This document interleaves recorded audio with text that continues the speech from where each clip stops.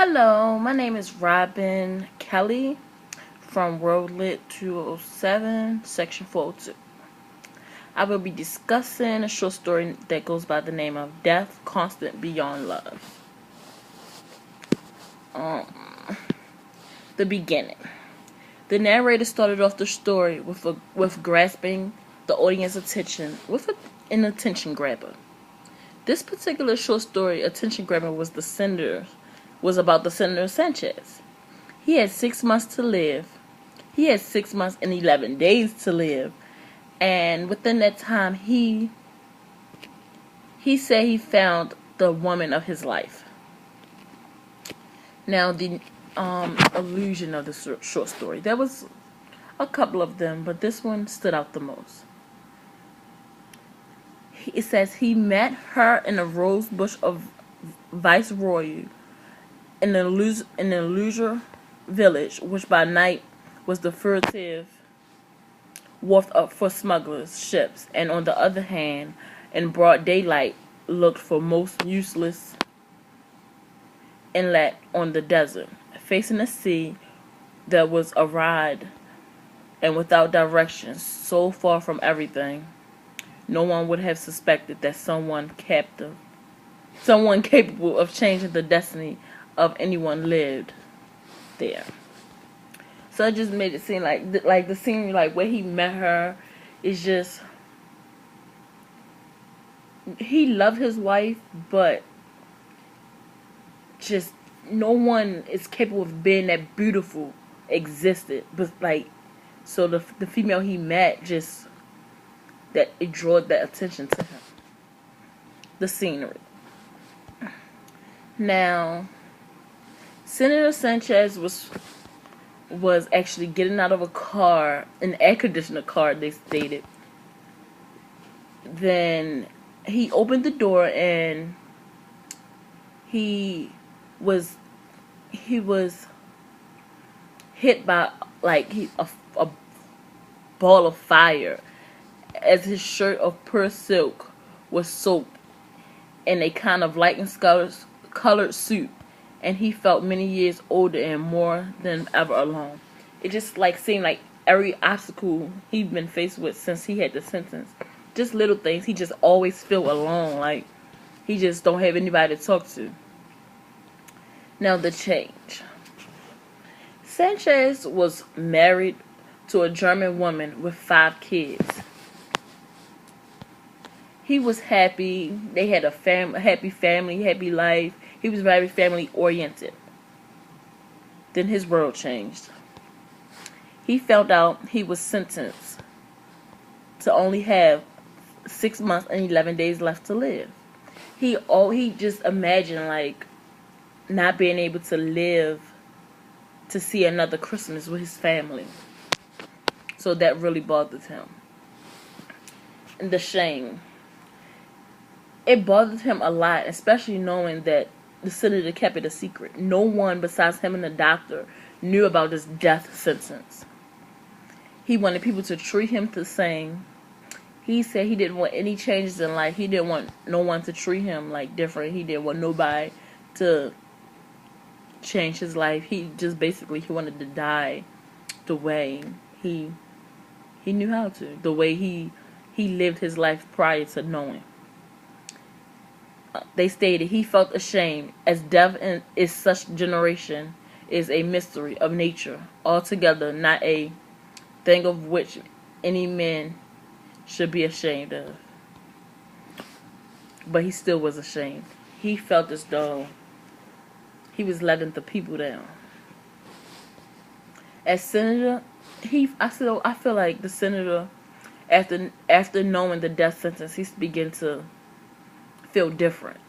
Because as the senator began to stand on the platform, he felt worthy of those who was fighting to shake his hand. He didn't feel worthy of the people he was in control of, or he was, the people who came to him for issues and concerns. He felt as though he wouldn't be able to do it anymore, no longer after the 6 months. So he just felt unworthy of them. He felt as though he was letting them down. He also After a while, he had no pity on Indians who stood barefoot on the hot coals of the stir little square. Now, it said like he once did, so I guess this is all, I guess, in a mental state as well. Being a, social worker, I looked at all aspects of it, or a potential social worker. I feel as though, like, his mindset is just different. Because, like, it's like he don't care. Like, it's like, why care? Like, I'm not going to be here that much longer. But it was sometimes he felt that way, because other times he was pretty generous. Generosity. After the Senate speech, he walked through the crowds and listened to their concerns. One lady in particular got his attention and asked for a donkey to travel from her house to the well. She said it was pretty much of a hassle, and she had 6 thin children. Like, it described it as the children was like really thin. So I'm guessing like they had to go through so much to get to the water and back.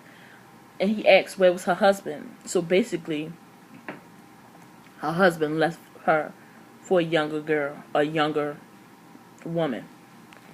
He also was pretty generous. He walked around giving small gestures to members of the crowd.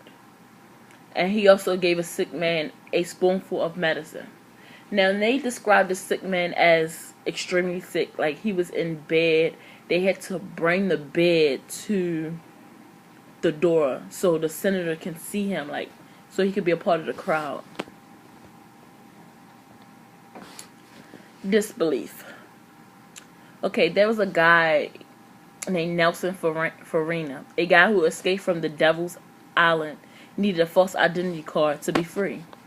Now, he asked for this false identity card almost every day that he's seen a senator. But the senator just kept denying him, just kept telling him no.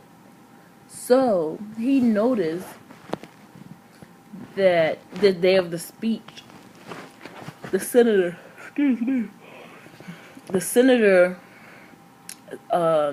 seen that his daughter, like, looked at his daughter with great obsession. Like, the senator was obsessed with his daughter, obsessed with the booty. So he used his daughter's booty in order to obtain the card from the senator. He felt as though her booty was unique. So Nelson Farina, the father of the daughter, sent the daughter over to the senator's room, where the senator lusted and caressed her. He was caressing her, then I want to say it was like a metal, from my interpretation, it was like a metal thing that was blocking her private area. It was locked, and her father had the key, and the only way he could get into it was by giving the father, Nelson, a freedom card, documentation saying that he would be free. So Nelson said in order to have sexual intercourse with his daughter, he needed written documentation. So that's pretty, I don't like the idea of it, but the senator did it because he was obsessed with the female. Like, he thought she was the most beautiful creation in the world.